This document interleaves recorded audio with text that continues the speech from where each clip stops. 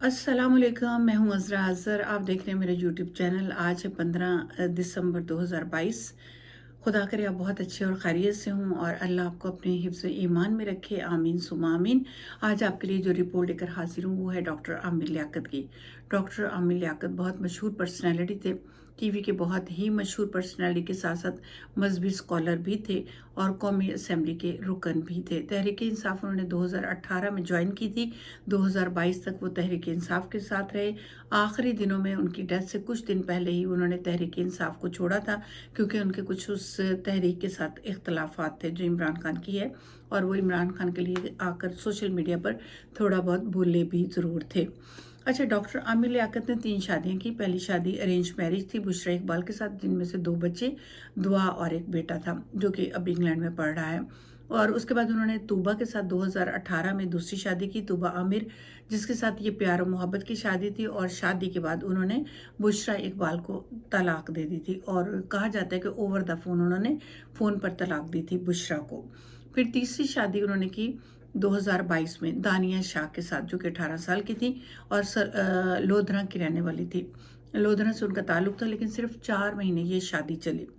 तूबा ने उनसे भी तलाक ले ली थी और उन्होंने खुला ली थी कोर्ट में जाकर। दानिया शाह से शादी के 4 महीने के बाद इख्तलाफात स्टार्ट हो चुके थे। वो पहले डॉक्टर आमिर लियाकत के साथ कराची जाती हैं और कुछ ही दिनों बाद वो वापस आती हैं, और आकर उन्होंने डॉक्टर आमिर लियाकत के ऊपर बहुत सारे इल्ज़ामात लगाए। उस इल्ज़ामात में उन्होंने कहा, जी ये मेरे पे तशद्दुद करता था, मुझे बहुत मारता था, मेरे साथ बहुत बुरा सलूक करता था, मुझे नमाज नहीं पढ़ने देता था, और डॉक्टर आमिर लियाकत नशा करते थे। नशे के आलम में मुझे बहुत गलत गलत बातें कहते थे और मेरे घर वालों को भी बहुत परेशान करते थे। और फिर उसने क्या किया, लोधरा में आने के बाद उन पे खुला का केस कोर्ट में दर्ज करवा दिया।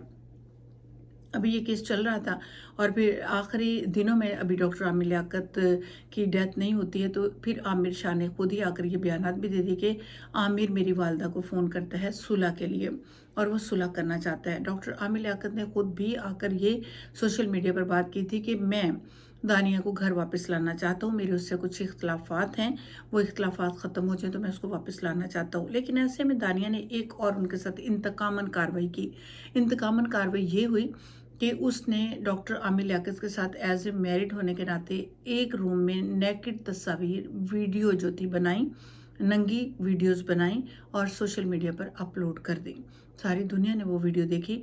डॉक्टर आमिर के लिए ये सबसे आखिरी धचका था जिसको वो बर्दाश्त नहीं कर पाए, क्योंकि 3-4 वीडियोस थी जो दानिया ने अपलोड कर दी थी। उनके बच्चों ने भी देखी, उनकी बीवी ने भी देखी, उनके दोस्तों ने भी देखी। दुनिया भर से उस मजहबी स्कॉलर जो अल्लाह अल्लाह करने वाला था और मीडिया के साथ टीवी चैनल पे बहुत आया करते थे और एक अच्छे पोस्ट पर काम भी कर रहे थे, वो शख्स, दुनिया का माना हुआ एक शख्स जिसमें उनके चाहने वाले लाखों की तादाद में थे, वो ये चीज़ बर्दाश्त ना कर सका और वो आइसोलेट हो गया, दुनिया से कट गया, अपने दोस्तों यारों से मिलना बंद कर दिया, टेलीफोन को बंद कर दिया। और वो उनके घर जो कि कराची में था, उनके घर के अपर वाले पोर्शंस पे काम हो रहे थे, तो वो उसी बिल्डिंग की बेसमेंट में जाके आइसोलेट होकर रहना शुरू हो गए। अच्छा, इनके इंतकाल जो है वो जून के महीने में होता है 2022 में। तो उनके एक दोस्त ने उनके इंतकाल पे, उनकी डेथ पे ये बताया था कि मैंने और आमिर ने, हमने इस्लामाबाद जाना था बाय कार।